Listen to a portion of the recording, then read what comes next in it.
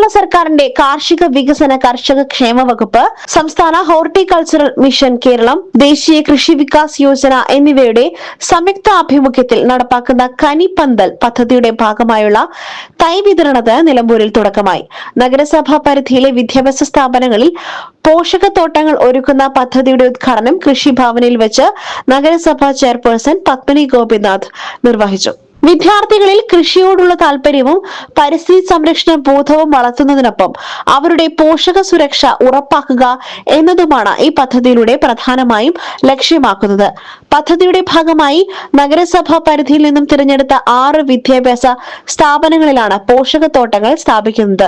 ചടങ്ങിൽ നഗരസഭാ vice chairperson Shoukath Ali Kumancheri, സ്ഥിരം സമിതി അധ്യക്ഷരായ മുംതാസ് ബാബു, സ്മിത മോൾ, സുരേഷ് പാത്തിപ്പാറ, മേരി ഷിബു, കൌൺസിലർമാരായ ടി ഫ്രാൻസിസ്, ഉമ്മർ രാമൻകുത്ത്, ഇന്നി പാടിക്കുന്ന് എന്നിവർ സംബന്ധിച്ചു.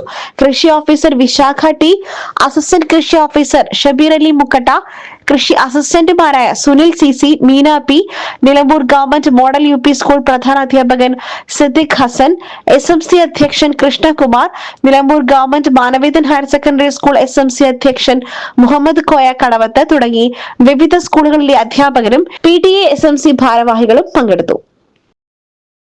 SS Gold, pure gold. SS Group, Nilambur.